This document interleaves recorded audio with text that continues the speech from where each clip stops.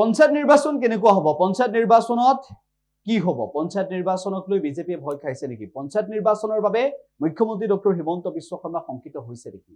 এই সকলোবোৰ প্ৰসংগত মন্তব্য কৰিছে সাংসদ ৰকিবুল হুছেইনে। নিশ্চয়কৈ আমাৰ অনকহুল হৈছে ৱাৰ্ড মেম্বাৰৰ পৰা আদি কৰি আজি হিমন্ত বিশ্ব শৰ্মা ডাঙৰীয়াই ক্ষমতাত থকা অৱস্থাতে নিজৰ চিম্বলটোক লৈ ভয় খাইছে। আজি ৱাৰ্ড মেম্বাৰ আৰু আপোনাৰ পঞ্চায়তৰ প্ৰেচিডেণ্ট নিজৰ পঞ্চায়তৰ আপোনাৰ ৱাৰ্ড মেম্বাৰটোকো নিজৰ চিম্বলটো দিবলৈ ভয় খাইছে।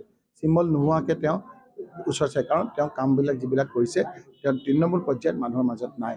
আজি অসাংবিধানিক হৈছে তেখেতৰ যি পঞ্চায়ত নিৰ্বাচনৰ গোটেই প্ৰক্ৰিয়াটো। আজি গোটেই ভাৰতবৰ্ষৰ আমাৰ কনষ্টিটিউশ্যন মতে, সংবিধান মতে 3 খলপীয়া আমাৰ পঞ্চায়ত আছিল। কিন্তু হিমন্ত বিশ্ব শৰ্মাই এতিয়া 4 খলপীয়া কৰি দিলে।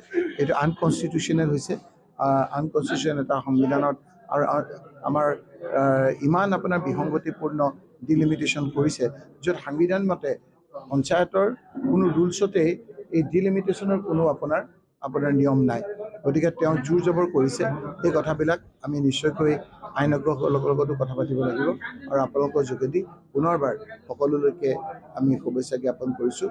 বিগত দিনৰ যিবিলাক বেয়া কাম সেইবিলাক যাতে পৰিহাৰ হৈ আগন্তুক দিনত সকলোৱে যাতে মিলা প্ৰীতিৰে থাকিব পাৰোঁ তাৰ সংকল্পৰে সকলোকে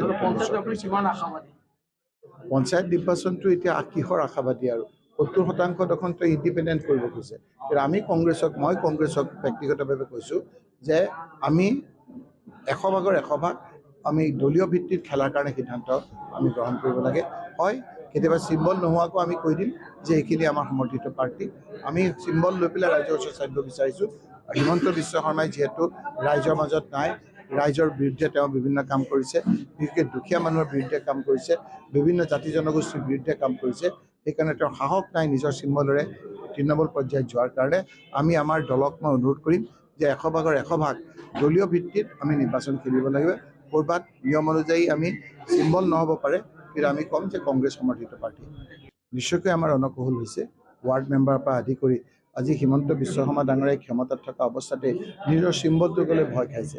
আজি ৱাৰ্ড মেম্বাৰ আৰু আপোনাৰ পঞ্চায়তৰ প্ৰেচিডেণ্ট নিজৰ পঞ্চায়তৰ আপোনাৰ ৱাৰ্ড মেম্বাৰটোকো নিজৰ চিম্বলটো দিবলৈ ভয় খাইছে। চিম্বল নোহোৱাকৈ তেওঁ ওচৰ চাই, কাৰণ তেওঁ কামবিলাক যিবিলাক কৰিছে তেওঁ তৃণমূল পৰ্যায়ত মানুহৰ মাজত নাই। আজি অসাংবিধানিক হৈছে তেখেতৰ যি পঞ্চায়ত নিৰ্বাচনৰ গোটেই প্ৰক্ৰিয়াটো। আজি গোটেই ভাৰতবৰ্ষৰ আমাৰ কনষ্টিটিউশ্যন মতে, সংবিধান মতে 3 খলপীয়া আমাৰ পঞ্চায়ত আছিল। কিন্তু হিমন্ত বিশ্ব শৰ্মাই এতিয়া 4 খলপীয়া কৰি দিলে। এইটো আনকনষ্টিটিউশ্যনেল হৈছে, আনকনষ্টিটিউশ্যনেল এটা সংবিধানত আৰু আমাৰ ইমান আপোনাৰ বিসংগতিপূৰ্ণ ডিলিমিটেশ্যন কৰিছে, য'ত সংবিধান মতে পঞ্চায়তৰ কোনো ৰুলছতেই এই ডিলিমিটেশ্যনৰ কোনো আপোনাৰ নিয়ম নাই। গতিকে তেওঁ জোৰ জবৰ কৰিছে।